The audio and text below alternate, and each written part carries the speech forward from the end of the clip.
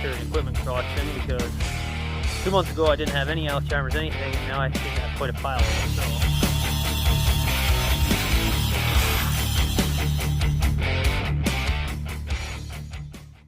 what's up, guys? We're out here working on rim number 2 for the Allis Chalmers. If you haven't seen the previous video, you should probably go ahead and watch that now, part 1 to rim repair. We just got done getting all the calcium out of this tire. This happens to be the best rim of the remaining 3 that I have available, so we're going to go ahead and make a repair on this one. I'm not going to show a lot of video of dismounting the tire and all that. Covered all that in the first video. If you've seen it once, you've seen it 100 times. So I'm going to get this all broken down. I will get a little more in depth as far as recording when we get into actually repairing the rim. So we're going to get this broken down and get it pulled apart, and when we actually get into repairing the rim, we'll turn the camera back on. We got that rim off. We got the tire off the rim. So I'm going to show you what's going on here. This is the rim. You can see it's got a lot of damage. But we are going to attempt to repair this. Basically what we're going to do is we're going to cut the bad section out. If you look here, basically we're going to come in probably straight like this, follow this bar, come straight across the bottom like this, and then back up right on the other side of this lug right here.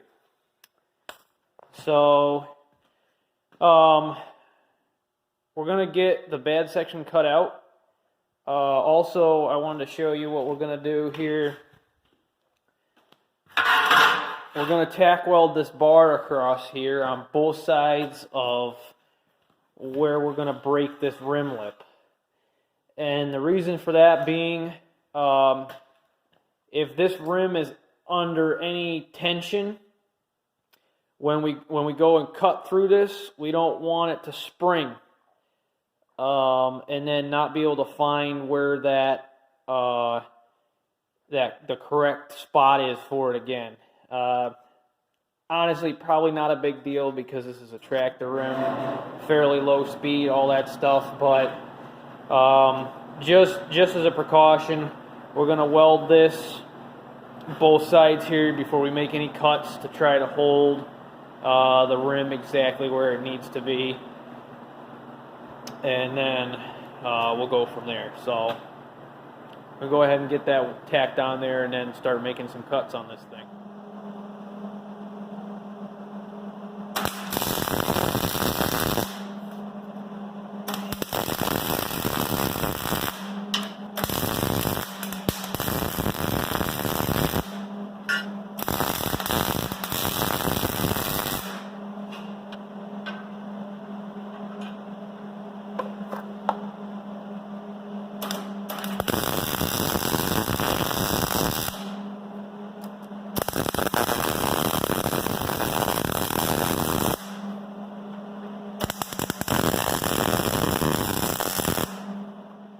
Alright, we got all this bracing installed. I added one here as well. Basically, it's holding this this rail in the correct location, because we're going to have to remove or grind away where it's mounted at this point and where this block is mounted here. These were attached. Kind of hard to see it, but right here you can kind of see it looks like they ground slots or something in the rim itself and then laid the bar up against it and welded through from the back side. So you can't really see it, but right here that was done to hold the end of this, and then there's would have been like a large hole right here, and then they would have rosette welded that to secure this block. So we're gonna have to grind all that away in order to lay the new piece of rim up against there. So in essence, the whole end of this rail is going to be floating once we cut all this away. So that's why I wanted to secure that well and hold it in place so it can't move. So we're going to go ahead and make some marks on here with a Sharpie, and then get after it with a cutting wheel and get that nasty hole cut out of there.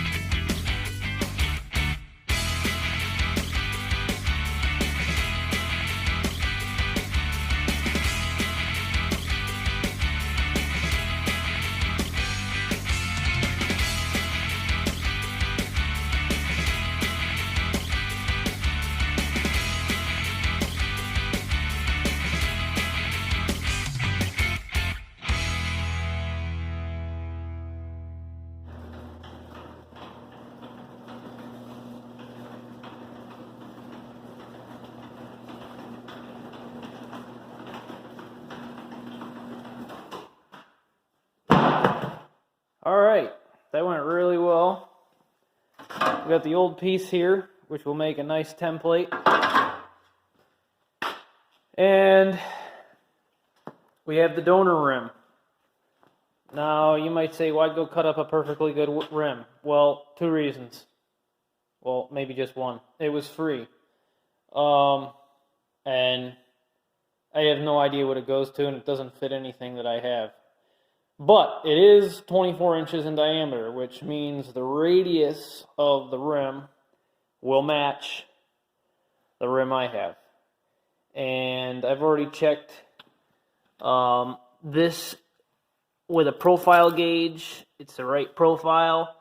So basically what we're going to do is we're going to lay that template piece right over top of the valve stem here. And we're going to mark this all out with a Sharpie and cut us a spare piece. Yeah, and I'm not even going to bother to take the thing off the tire or take the inner tube out, because that's a lot of work, and angle grinder doesn't care. So.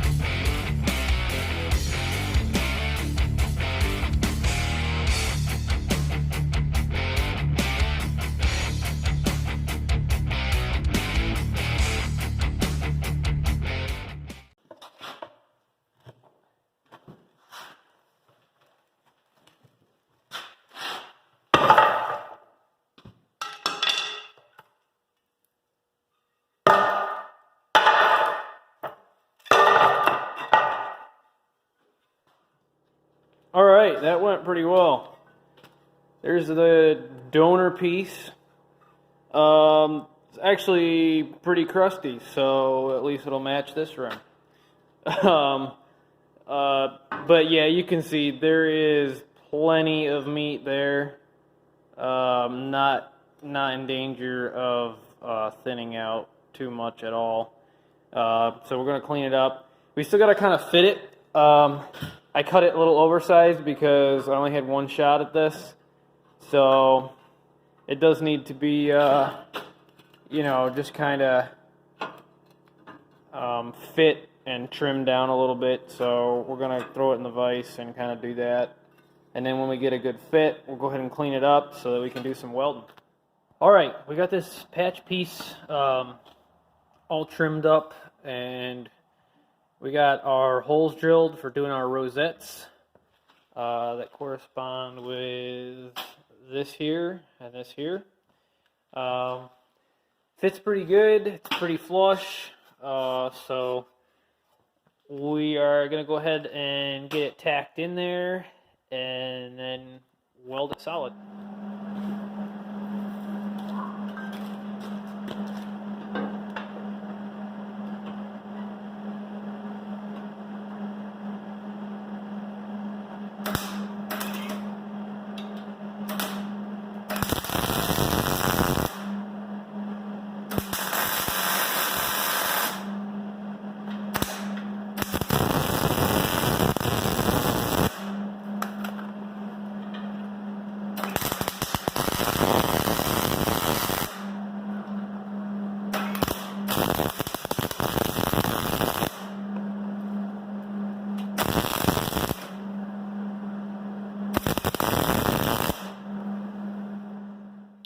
Well, that didn't last long.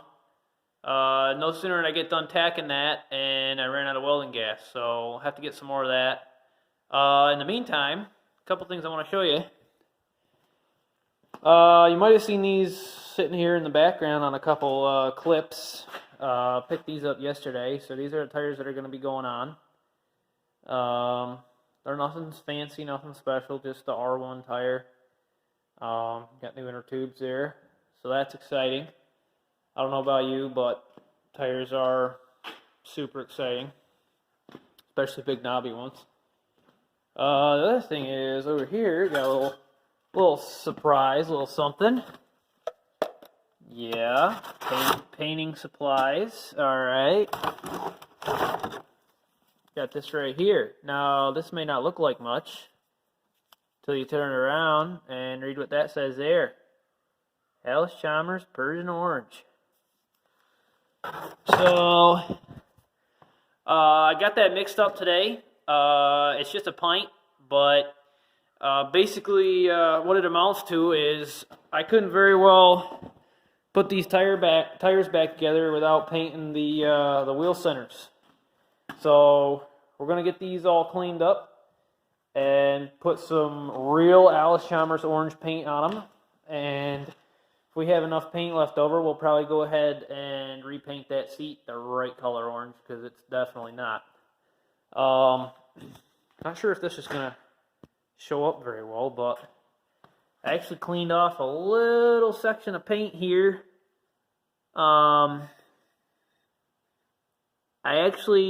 You can see the run right there, a little smudge of that paint over top of the factory paint here, and you can see it is a dead ringer match. So, pretty excited about that. Pretty sure this paint and this location on this tractor is about as original as it gets. It's protected, and obviously it's been covered by grime for who knows how many years. So I think that's a pretty good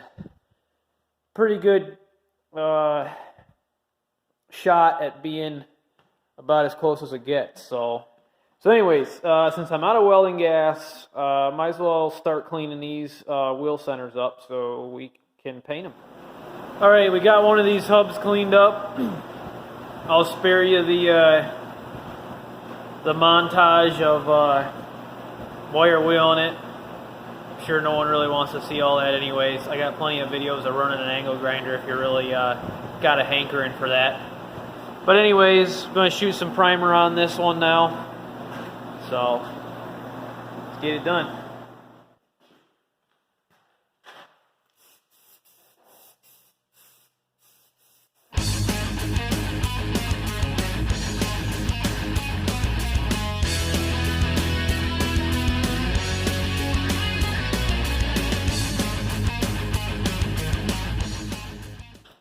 All right, so we got that wheel center painted, or hub.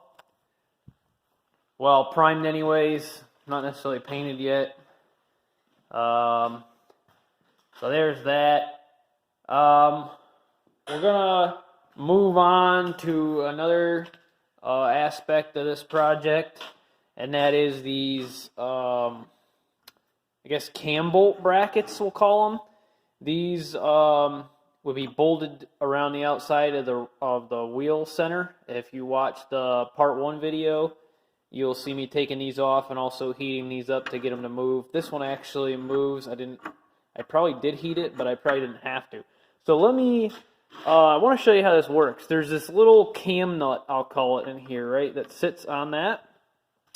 And as you rotate this, I'm going to try to get this, as you rotate this, it picks that up.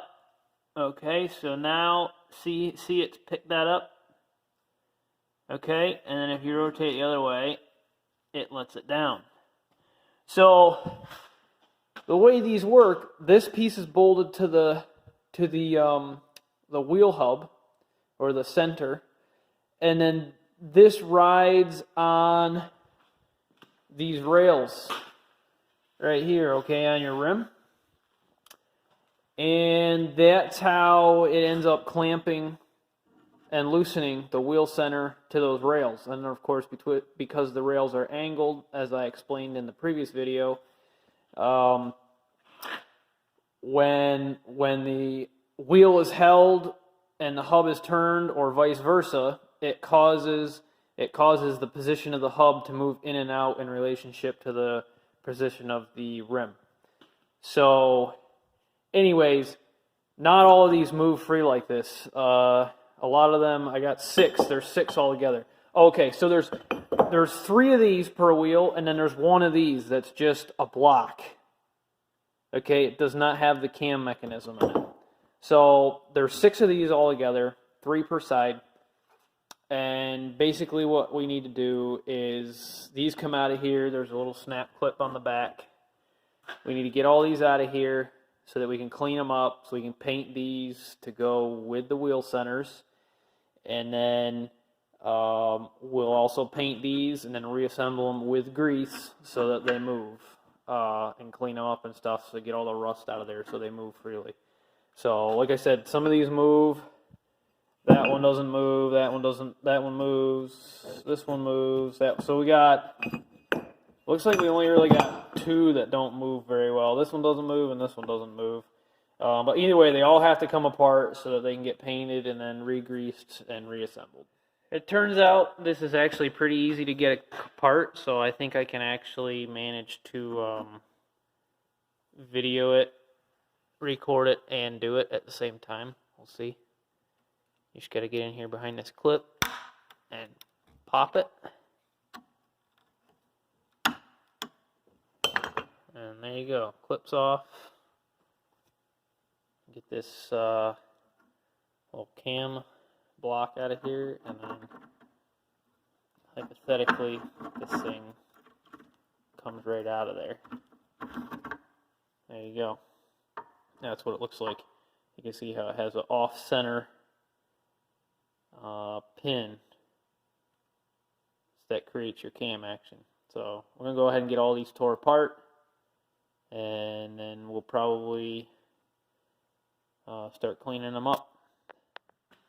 Alright guys, I think that's going to be about it for this video. Wanted to get more done as usual, but I also wanted to make sure I was giving you guys enough information and showing enough details of this process, so didn't just want to speed through everything. So anyways, go ahead and post this video. There's going to be another one probably in a couple days, because you know, I'm right in the middle of several aspects of this, so hate to leave it hanging, but I guess you just have to watch the next video. So hope you enjoyed it. See you later.